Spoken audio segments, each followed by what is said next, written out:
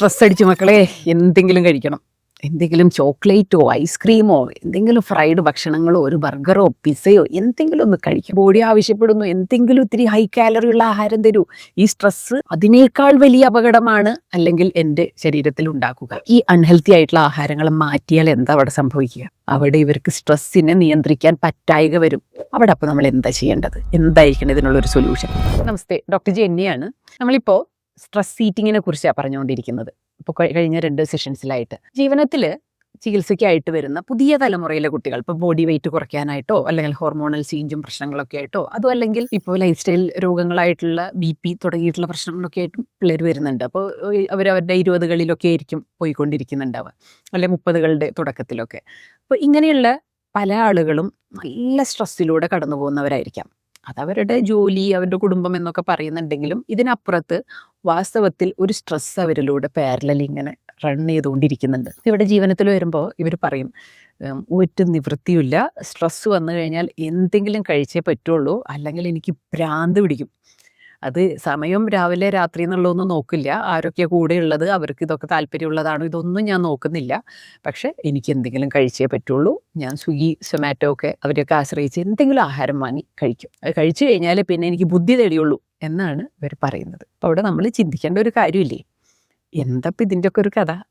ഇങ്ങനെയൊന്നും ആയിരുന്നില്ലല്ലോ മനുഷ്യൻ. ഇവിടെ പക്ഷേ ജീവനത്തിൽ ഇവരെത്തി 2 ദിവസം കഴിയുമ്പോഴേക്കും ഇവർ വലിയ ടെൻഷനിലായിരിക്കും ജീവനത്തിൽ വരിക. കാരണം ജീവനത്തിൽ സ്വിഗ്ഗിയും ഇല്ല, സൊമാറ്റോയും ഇല്ല, നോൺ വെജും ഇല്ല, വറവും ഇല്ല, പൊരിച്ചതും ഇല്ല, ചോക്ലേറ്റ്സും ഇല്ല, ഒന്നും കിട്ടില്ല. പക്ഷേ ഇവർ രണ്ടും കൽപ്പിച്ചാണ് വരുന്നത്. ഇഷ്ടപ്പെടാതെയൊക്കെ ആയിരിക്കും പലപ്പോഴും വരുന്നുണ്ട്, പക്ഷെ നിവൃത്തികേടുകൊണ്ടൊക്കെ വരും. പക്ഷെ വന്ന് 1-2 ദിവസം കഴിയുമ്പോഴേക്കും ഇവർ പറയുന്ന, വളരെ അത്ഭുതത്തോടെ പറയുന്ന ഒരു കാര്യമുണ്ട്, എനിക്ക് വിശക്കുന്നില്ല.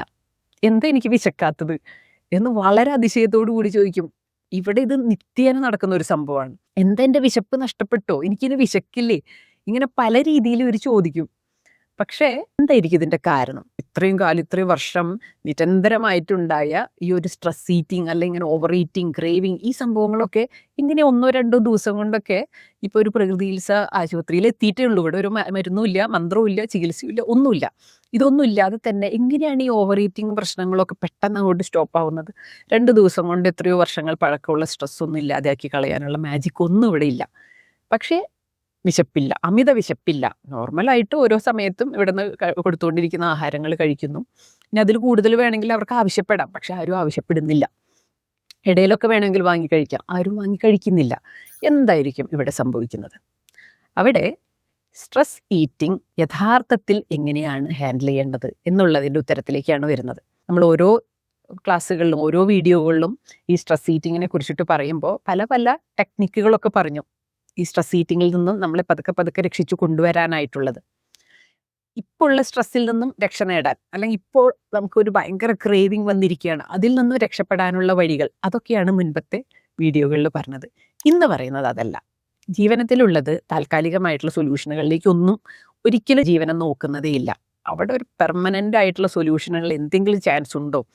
എന്താണ് ഒരു സ്ട്രെസ് ഈറ്റിങ്ങിലേക്ക് പോകാനായിട്ടുള്ള കാരണം? കാരണം ശരീരം ഒരു പെർഫെക്ഷനിസ്റ്റാണ്. ശരീരം ഒരിക്കലും തെറ്റ് ചെയ്യില്ല. ശരീരം ഏതെങ്കിലും വിധത്തിൽ നമ്മളിങ്ങനെ പ്രൊട്ടക്ട് ചെയ്ത് എല്ലായ്പ്പോഴും എന്തെങ്കിലും ഒരു എറർ ശരീരത്തിൽ സംഭവിക്കുമ്പോഴേക്കും, ഒരു ഡാമേജ് ഉണ്ടാകുമ്പോഴേക്കും അതിങ്ങനെ സോൾവ് ചെയ്ത് നമ്മളിങ്ങനെ കുട്ടപ്പനാക്കി കൊണ്ട് നടക്കാനാണ് ശരീരം എല്ലായ്പ്പോഴും ശ്രമിച്ചുകൊണ്ടിരിക്കുക. പക്ഷേ ഒരു സ്ട്രെസ് ഈറ്റിംഗ് എന്ന് പറയുന്നതിൽ എന്താ സംഭവിക്കുന്നത്? ശരീരം തോറ്റുപോകുന്നില്ലേ? അവിടെ ഒരു നിവൃത്തിയില്ല. കാരണം ഈ ജങ്ക് ഫുഡ് കഴിക്കാണ്ട് നിവൃത്തിയില്ല. അല്ലെങ്കിൽ സ്ട്രെസ് കൊണ്ട് നമ്മുടെ വലിയ സിസ്റ്റത്തിനൊക്കെ ഡാമേജ് സംഭവിക്കും എന്നുള്ളത് കൊണ്ട്, നിവൃത്തികേടുകൊണ്ട് ശരീരം അൺഹെൽത്തി ആഹാരങ്ങൾ കഴിക്കാം എന്നുള്ളത് കീഴടങ്ങുന്ന പോലെയാണ് വരുന്നത്. ഇവിടെ നമ്മൾ സ്ട്രെസ് ഈറ്റിങ്ങിൻ്റെ കാരണമൊന്നും അന്വേഷിക്കുന്നില്ല.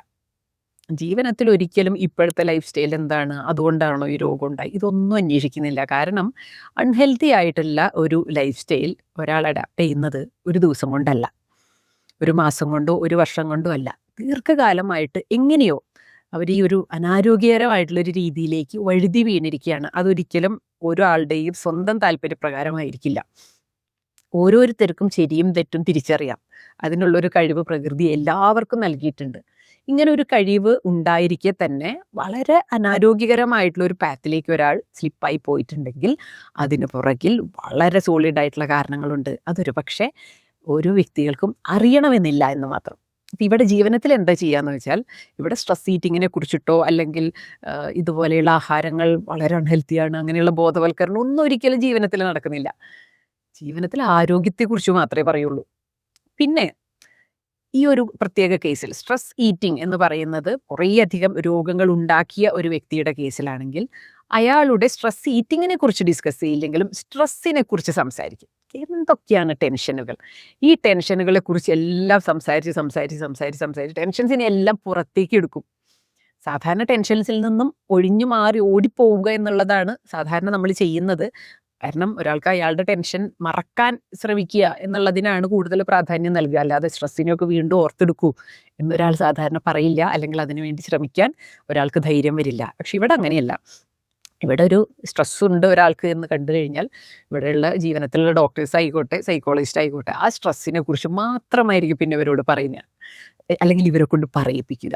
അങ്ങനെ ആ സ്ട്രെസ് ഉണ്ടായ വിഷയത്തെക്കുറിച്ചിട്ടുള്ള എല്ലാ അറ്റവും മൂലയും ഇവരെ കൊണ്ട് പറഞ്ഞ് രണ്ടാമത് പഴയ അതേ സ്ട്രെസ് ഇവരുടെ മനസ്സിലേക്ക് കൊണ്ടുവരികയാണ് ചെയ്യുന്നത്. അല്ലെങ്കിൽ അങ്ങനെ എത്തിപ്പെടുന്നു അവർ. നമ്മൾ കൊണ്ടുവരുന്നൊന്നുമില്ല, അവർ ആ ഒരു അവസ്ഥയിലേക്ക് എത്തുന്നു. അതിനുശേഷം ആ സ്ട്രെസ്സിനെ അവർ കാണുകയാണ്. കാരണം ഇപ്പോഴത്തെ ബുദ്ധി വെച്ചിട്ട് അതിനെ കാണുന്നത് ആദ്യം, പിന്നെ അന്നത്തെ ഒരു സ്ട്രെസ്സിൻ്റെ തീവ്രതയും രണ്ടാമത് അവരറിയുന്നു. അങ്ങനെ ഒരു സ്ട്രെസ്സിനെ മുഖാമുഖം കാണാൻ, ഒരു മാനസിക പിരിമുറുക്കത്തെ, ഒരു മനോവിഷമം ഉണ്ടാക്കിയ സംഭവത്തെ, അതിനെ മുഖാമുഖം കാണാനായിട്ട് ഇവർ തയ്യാറാവുകയും ആ സ്ട്രെസ്സിന് വാസ്തവത്തിൽ ഇത്രയേ വലുപ്പമുള്ളൂ, അത് ഇത്ര മാരകമായിരുന്നില്ല, ഇത്ര ഭീകരമായിരുന്നില്ല എന്ന് നല്ല ബോധത്തോടെ നിൽക്കുന്ന ഈ നിമിഷത്തിൽ അയാൾ തിരിച്ചറിയുന്നു. അവിടെ വാസ്തവത്തിൽ ആ സ്ട്രെസ് ഈറ്റിംഗ് എന്ന് പറയുന്നതോ അല്ലെങ്കിൽ ഇമോഷണൽ ഈറ്റിംഗ് എന്ന് പറയുന്നതോ അല്ലെങ്കിൽ മൂഡ് ഫ്ലക്ച്വേഷൻ എന്ന് പറയുന്നതോ ഒക്കെ നിമിഷ നേരം കൊണ്ട് അപ്രത്യക്ഷമാവുകയാണ് ചെയ്യുന്നത്. ഇത് ജീവനം നൽകുന്ന ഒരു ചികിത്സയുടെ മഹത്വമൊന്നുമല്ല, ആ വ്യക്തിയുടെ മഹത്വമാണ്, ആ ശരീരത്തിൻ്റെ മഹത്വമാണ് ഇവിടെ പറയുന്നത്.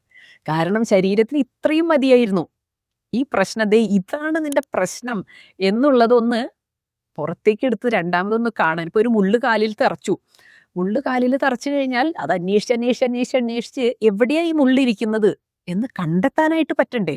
കണ്ടെത്തിക്കഴിഞ്ഞാൽ പിന്നെ സൊല്യൂഷൻ നമ്മൾ അന്വേഷിച്ച് നടക്കേണ്ടതുണ്ടോ? അതെടുത്ത് കളയുക എന്ന് പറയുന്നത് ഏത് വിധേനയും നമ്മൾ ചെയ്യും. പക്ഷെ അത് കണ്ടെത്തണം, അതിന് വേണ്ടിയിട്ട് നമ്മൾ ഇരിക്കണം. ഇതേപടി ഒരു സ്ട്രെസ് ഉണ്ട് എന്ന് പറഞ്ഞ് നമ്മളിങ്ങനെ എന്തൊക്കെയോ ചെയ്യുന്നു, ഓടുന്നു, എക്സസൈസ് ചെയ്യുന്നു, മെഡിറ്റേഷൻ ചെയ്യുന്നു, യോഗ ചെയ്യുന്നു, ഭക്ഷണം കഴിക്കുന്നു, പോലെയുള്ള ചോക്ലേറ്റ്സും കണ്ണിൽ കണ്ട എല്ലാ ജങ്കും എടുത്ത് കഴിക്കുന്നു. പക്ഷെ യഥാർത്ഥത്തിൽ പ്രശ്നം എവിടെ എന്നുള്ളത് അന്വേഷിച്ച് പോകുന്നില്ല. അപ്പോൾ യഥാർത്ഥത്തിലുള്ള പ്രശ്നം സ്ട്രെസ് ആണെങ്കിൽ ആ സ്ട്രെസ്സിനെ അന്വേഷിച്ചല്ലേ പോകേണ്ടത്.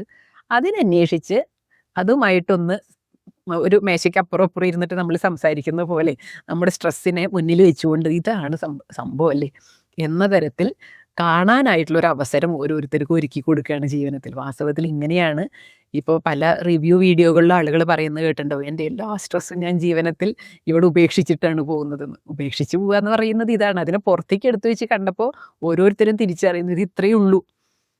ഇത് വാസ്തവത്തിൽ നമ്മൾ ഓരോരുത്തരും ചെയ്യേണ്ടതാണ് മനഃപൂർവ്വം. എല്ലാവർക്കും ജീവനത്തിൽ എത്തിയിട്ട് ചെയ്യാനായിട്ട് സാധിക്കില്ലല്ലോ. പക്ഷേ സ്ട്രെസ്സുകളിൽ നിന്നും നമ്മൾ ഒളിച്ചോടുന്ന ഒരു പരിപാടിയില്ല, മറിച്ച് ധ്യാനിക്കണം. ഇന്ന് ഇന്നൊരു വിഷയത്തിൽ ഞാൻ പെട്ടിരിക്കുകയാണ്, നന്നായിട്ടൊന്ന് അറിയട്ടെ എന്താണ് പ്രശ്നമെന്നുള്ളത്. കാരണം ഇവിടെ അരുതാത്തതൊന്നും സംഭവിച്ചിട്ടൊന്നുമില്ല. നമുക്ക് വ്യക്തിപരമായിട്ട് അരുതായികകളൊക്കെ ഉണ്ടാവും, അത് അരുതാത്തത് ഇത് മാത്രമേ പാടുള്ളൂ എന്നുള്ളതൊക്കെ ഉണ്ടാവും. പ്രകൃതിയിൽ അങ്ങനെയൊന്നുമില്ല. പ്രകൃതിയിൽ സംഭവിക്കേണ്ടത് തന്നെയാണ് അവിടെ സംഭവിച്ചിട്ടുള്ളത്. പക്ഷെ അത് നമുക്ക് സ്വീകാര്യമല്ല, അത് നമ്മുടെ വ്യക്തിപരമായിട്ടുള്ള പ്രശ്നമല്ലേ. ഈ വിധത്തിൽ യുക്തിഭദ്രമായിട്ട് ചിന്തിക്കാനൊക്കെ നമുക്ക് സാധിക്കും. എങ്ങനെയാണെങ്കിൽ ആ ഒരു സ്ട്രെസ്സിനെ മുന്നിലേക്ക് കൊണ്ടുവന്ന് കാണാനായിട്ട് ഉള്ളൊരു ധൈര്യം കാണിച്ചാൽ, അതിന് നല്ല ധൈര്യം വേണം കേട്ടോ. ജീവനത്തിലുള്ള സമയത്ത് വലിയ ധൈര്യം വേണ്ട, കാരണം ഇവിടെ ഡോക്ടേഴ്സും സൈക്കോളജിസ്റ്റുകളൊക്കെ സപ്പോർട്ട് ചെയ്യാനുണ്ട് എന്നുള്ളതുകൊണ്ട്. പക്ഷെ തനിയെ ചെയ്യാൻ നല്ല ധൈര്യം വേണം. എന്ന് വെച്ച് ഇതൊരു ഭയങ്കര മലമറിക്കുന്ന ഒരു ടാസ്ക് ഒന്നുമല്ല. നമ്മുടെ ഉള്ളിലുള്ള സ്ട്രെസ് അല്ലേ, നമ്മൾ കടന്നു പോയിട്ടുള്ളൊരു വിഷയമല്ലേ, അത് കൈകാര്യം ചെയ്യാൻ നമുക്ക് എന്താ ബുദ്ധിമുട്ട്? രണ്ടാമതൊന്ന് കാണാൻ. എന്നാലും യഥാർത്ഥത്തിൽ ഇപ്പോൾ അങ്ങനെ ഒരു സ്ട്രെസ് ഇല്ല. ഇപ്പോൾ പ്രസൻറ്റിൽ അങ്ങനെ ഒരു സ്ട്രെസ് ഇല്ല. ആ സമയത്താണ് നമ്മൾ പഴയൊരു ചിന്തയെ രണ്ടാമത് ഓർത്തെടുത്തൊന്നുകൂടി കാണുന്നത്. ഇത് വളരെ വലിയ ഒരു ഔഷധമാണിപ്പോൾ നൽകുന്നത്. ഇത് വളരെ പ്രാധാന്യത്തോടു കൂടിയിട്ട് കണക്കിലെടുക്കണം, നിരന്തരമായിട്ട് പരിശീലിക്കണം. ഓരോ ദിവസവും അവനവൻ്റെ ഉള്ളിലെ സ്ട്രെസ്സിലേക്ക് കയറി ചെന്ന് അതിൻ്റെ കാര്യകാരണങ്ങളും അതിൻ്റെ സൗന്ദര്യവും എല്ലാം ആസ്വദിച്ച് അതിനുള്ളിൽ നിന്നും സ്വയം ഇറങ്ങിപ്പോവാനായിട്ട് അനുവദിക്കണം. നമ്മൾ ഇറക്കി വിടലല്ല, സ്വയം ആ സ്ട്രെസ് ഇല്ലാതെയാവും. ഓക്കെ, ഇനി ഇതിൻ്റെ നെക്സ്റ്റ് സെഷൻ കാണണം. ഇതിൻ്റെ അടുത്ത് ഓരോ ദിവസവും ഓരോ സ്റ്റെപ്പുകൾ ഞാൻ പറഞ്ഞു തരും. ഓക്കെ, അപ്പോൾ അടുത്ത ക്ലാസ്സിൽ കാണാം. Thank you.